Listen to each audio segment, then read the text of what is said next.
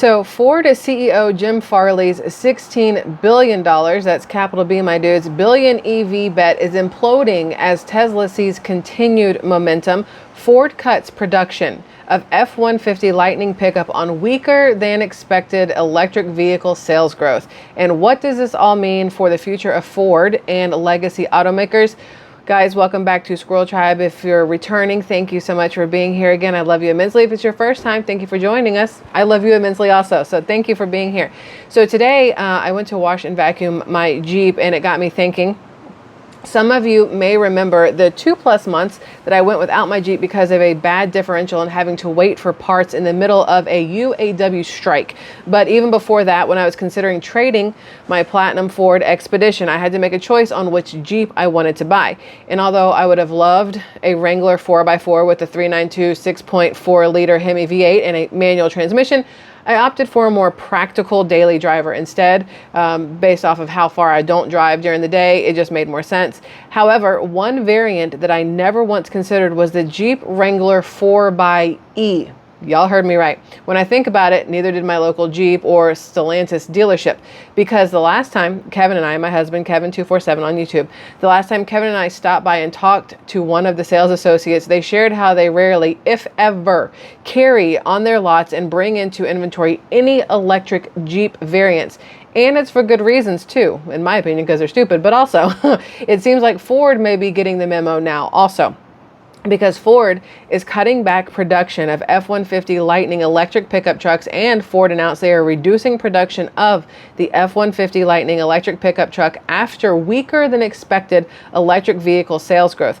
But despite some EV sales growth in the U.S., the pace is falling well short of the industry's ambitious timetable, and many consumers are turning to hybrid vehicles instead. For instance, a popular truck brand being Toyota is doing the same and starting with their flagship and best-selling sedan, the Toyota Camry, and have announced that come the year 2025 model year, which we will see in just a few short months, the all-new Toyota Camry goes hybrid only, and all-wheel drive will be available on every trim, which you don't often think of a Toyota Camry as being all-wheel drive, but we're going to see it. And they said if you like the Prius's new face, you'll probably dig the Camry's. The interior also receives a comprehensive update as well.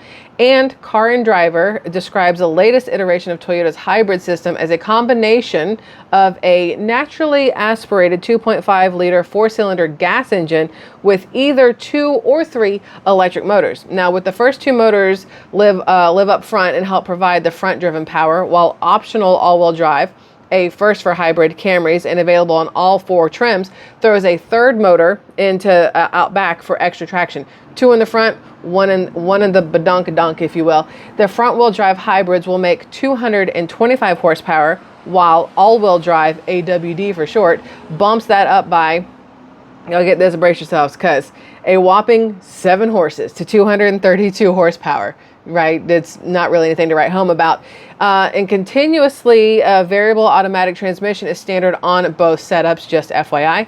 So yeah, be excited about the new Toyota Camry. But anyway, back to Ford, because they are reducing their assembly line in Dearborn, Michigan, post-strike negotiations, and this is going to impact around 1,400 employees as the production shifts to just 1 shift. So more job loss and job cuts. Unions aren't all they are cracked up to be, but I will save that conversation and discussion for a different video. But despite selling over 24,000 Lightnings in 2023 alone, which was a 55% increase from 2022, dealer reports slower sales and increasing inventories for the electric truck, starting at just under $50,000. Y'all, check it out. I can go to my local Ford dealership and walk the lot and easily find Ford Lightning sitting here for sale, just like Motor Feed and Car Questions Answered too. I don't know if you guys remember, literally 12 months to 24 months ago, 1 year to 2 years ago, how there were no cars on the lots at any dealership you went to, whether it was Ford, whether it was Toyota, whether it was Mazda, Chevy, GMC. It didn't really matter where you went, you were not seeing cars, right? Well, now here we are, beginning of 2024, and you have 10 bajillion vehicles on the lot. You have trucks for days, when it used to be just a year or two ago, if you wanted to go get yourself a F-150, F-250, anything like that, you were paying so far over sticker price because they knew they could sell it to you, because they had the chip shortage, they had the everything shortage going on. So what they had on the lots, they could sell for way more than what it was worth. They had people selling their used cars for more than they paid for them brand new. I was one of those people. I was able to sell my Chevy Silverado for $44,000 when I didn't even pay that much to get it brand new, and I'd put 25,000 miles on it. But CarMax was willing to pay me so much more because they needed vehicles to sell, because they could not get chips to sell new cars. There were no new cars coming in. They had to rely on people willing and able to sell their used cars so they could turn around and sell those for profit to people. So I don't know if you guys remember this, just about, maybe it was 2 years ago. I don't even know how long ago it was, obviously, or honestly, when Ford decided they were going to jump on this huge electric vehicle trend that everybody and their mom is going through, thanks to Tesla, right? You got the Prius came out first, maybe. I think the Prius is the first car I remember seeing that was electric, that everybody was driving around. And then Ford said, let me jump into this. Let me also be a EV manufacturer. And they said, we're going to turn the Mustang into an electric vehicle, which is making a Ford Mustang electric and still calling it a Mustang when it looks nothing like a Mustang. Made absolutely no sense to me. And then they said, you know what, let's do that with one of our trucks. Let's take one of our trucks and bring it back. One that people loved way back in the day, the Ford Lightning. I don't know if you guys remember the Ford Lightning, but I wanted one so bad I could taste it when I was younger. I wanted a Ford Lightning more than anything. I couldn't afford it. When I was younger, I didn't have Ford Lightning money, so I never got a Ford Lightning. But when they brought them out at Ford a couple years ago, you had to get on a wait list. You had to get on a wait list to get a Ford Lightning because it was going to be the next biggest, baddest thing. And you had to put down a deposit, a $500 deposit at most places, in order to get this Ford Lightning, because it was going to be such a rare commodity and it was going to be something everybody wanted. You could not get it. Now that the chips are back in and there are bukus of F-150s and F-250s and F-350s to choose from, you can go to the lot of any Ford dealership and buy whatever truck you want, whether it's a Sport, whether it's an STX, whether it's an F-by-4, 4x4, whatever. You can get anything you want now, and the sticker prices are where sticker prices should be. It's not that big a deal. But now you can also just go to the majority of Ford dealerships and drive onto the lot, and instead of having to put a $500 deposit down, you can just walk up and buy yourself a Ford Lightning. They are just literally sitting on the lot willy-nilly, just chilling here. I mean, the interior, not bad, but I'm driving around to pull into this parking lot, and I'm driving and I'm looking at the front of these cars, and I'm like, well, that's an F-150 front end, and that's an F-150 front end. I said, I wonder which one's the Lightning, because for some reason I forgot for a split second that they make electric vehicles look stupid. And I say that as nicely as possible.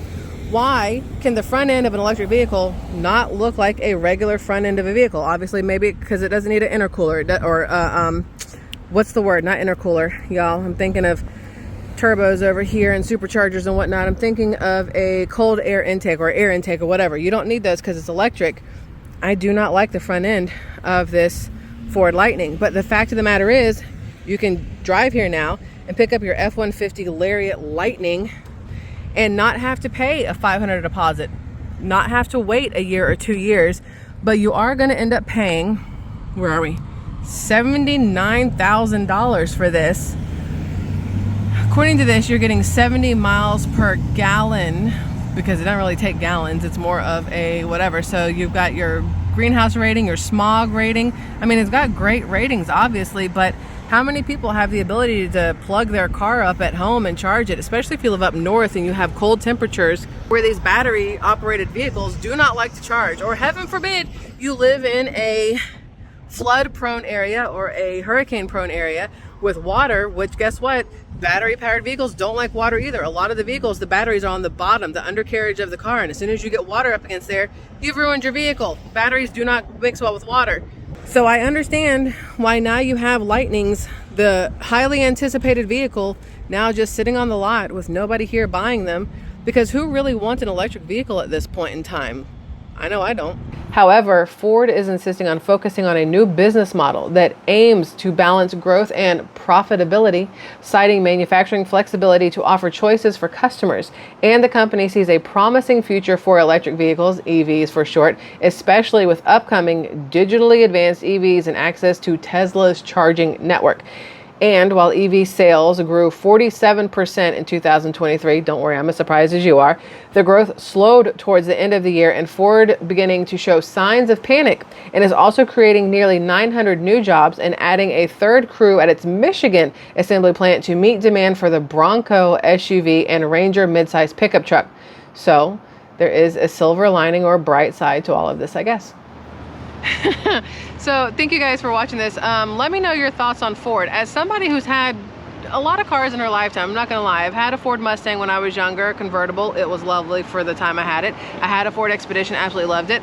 We've had Ford F-250s for work trucks, loved those. I'm curious what your thoughts are on Ford itself as a company, or on the vehicles. If you own a Ford, have owned a Ford, would own a Ford. And then if you like this style of, I want to call it like newfangled boots on the ground, if you will, let me know, and I'd be happy to do more videos out and about like this because I enjoy them. So hopefully you guys did too. Thanks for watching. Bye.